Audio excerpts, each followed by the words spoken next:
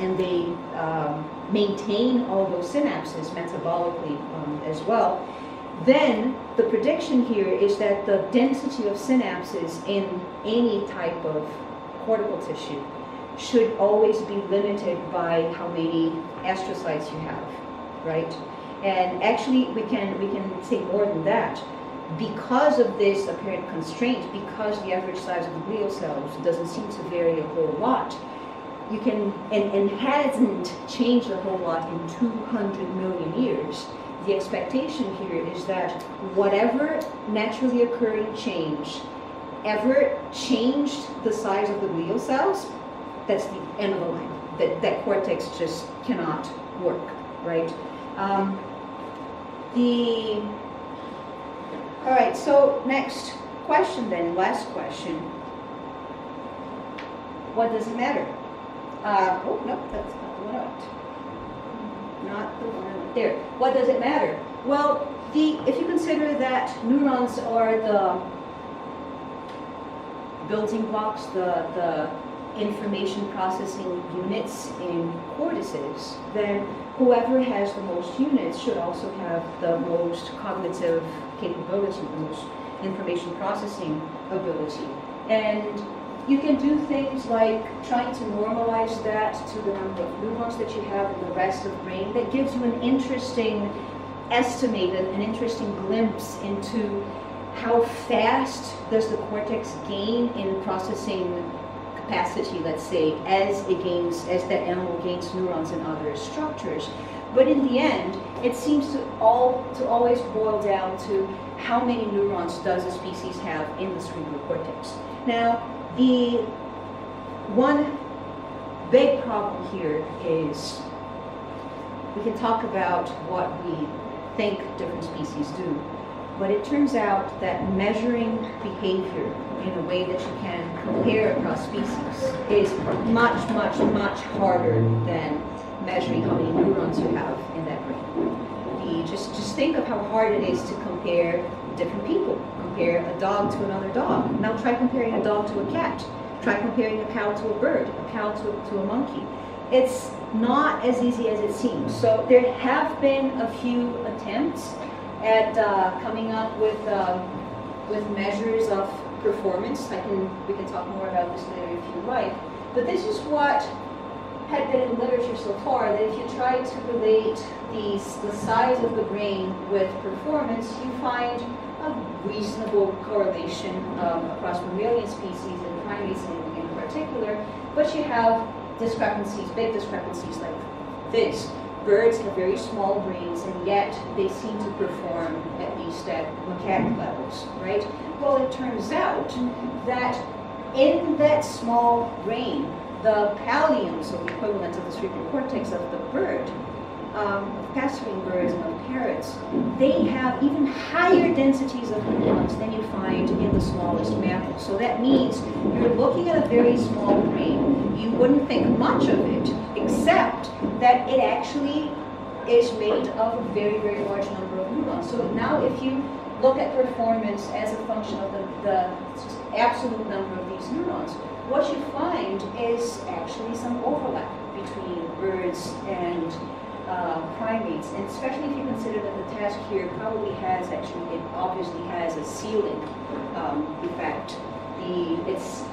It's quite remarkable that you have birds and primates that overlap not only in number of neurons, but also in some level of performance that you can measure, despite having completely different brain sizes and completely different body sizes. So what does it matter? I think it matters that we should stop using brain size as a proxy for anything. Even worse than that, it's a whole other story I could tell you. We really have to stop using body mass as a proxy for anything that has to do with the brain, because body mass can vary enormously even for the same brain. But anyway, so if you rank species by just how large their brain is, you get something like this. You get primates and arthodactyls somewhere in between. But you get the elephant on top and birds all the way here at the bottom. If you now try this ranking not with absolute brain size, but with absolute number of neurons in the cortex, you get something that makes much more sense, where you have artiodactyls here, primates with at least as many neurons as the larger artiodactyls, but also even more. In gorillas, orangutans, chimpanzees have about 7 billion neurons, and humans with the most. And this is where birds now fall, somewhere in between, comparable with the medium-sized mammals, but still with very respectable numbers of neurons. So this is where we are. This is a semi-log plot. It makes it easier to appreciate the differences in numbers of neurons. You see that most mammals have, even if they have large brains, they still have not much more than 1 billion neurons in the cortex. It's the odd animal, even a very large non-primate, or else small to medium-sized primates, and us in particular, that have more neurons than that. And you will also see here that even though we can be singled out as the species with the most neurons in the cerebral cortex, we still fit just right the predictions for a generic primate. So we never stopped being primates. Last thing, the other way in which humans have been said to be different, open any textbook, you're going to find this. Humans are the ones that take the longest to mature for the size of our body, and we live inordinately long too for the size of our bodies, compares to any chimpanzee or gorilla, and you see that. Turns out that both longevity and sexual maturity are also functions, or also homogeneous functions, universal functions of how many neurons you have in the cortex. This is work that I'm hoping to publish soon, but this is what you have in the, if you go back to the literature, this is what you're going to find, that the bigger the animal, the longer it tends to live. You see that lonely red dot over there? That's humans. So we're well outside the confidence interval for the size of the body that we have. But you see that birds in black live longer than primates in red, that live longer in turn than other mammals in all the other colors for a similar body mass, right? The logic here is that a larger animal has a lower specific metabolic energy, so larger mammals burn energy more slowly, and that would lead to a slower accumulation of damages in your cells, and therefore you would take longer to senesce. But it turns out that metabolism actually seems to have not much, if anything, to do with any of this.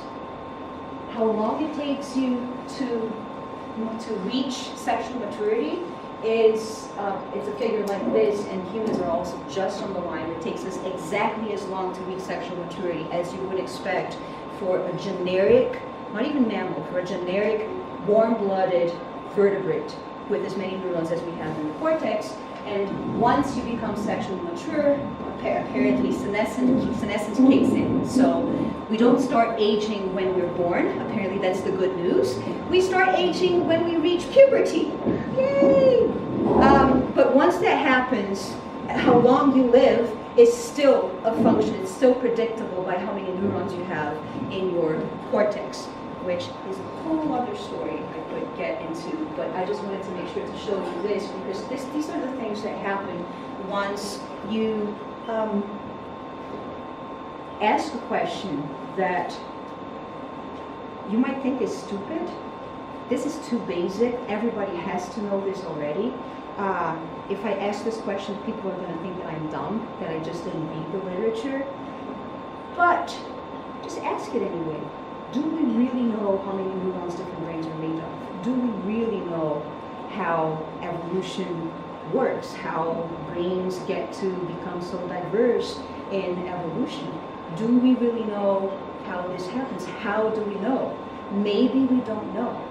And the more I talk to people in different fields, the more they just look back at me with that look of kind of panic. Oh boy, maybe we maybe we actually don't know all the things that we've been taking for granted, all the assumptions that we use in our work. And it's amazing that there has been so much work done that we can build upon and just use that as assumptions to our own work. But sometimes, at the very least, I would say it's at least a healthy habit to have, to just look at something that at one of those very definitive statements. This is how things happen. Genes were made of DNA, and ask, do we really know that? Maybe we actually don't, and maybe there's something worth investigating. So I'm going to end here, and I just wanted to to show you my main collaborators, my main players behind all these years of work. Bruno has been working with me since, it's been over 10 years now, about as long as I've been working with John Kaz at Vanderbilt. All the primate work has been done in collaboration with John. Every single thing that involves mathematical modeling is done in collaboration with Bruno, and everything that's done with weird brains involves Paul Banger. Thank you so much for your attention.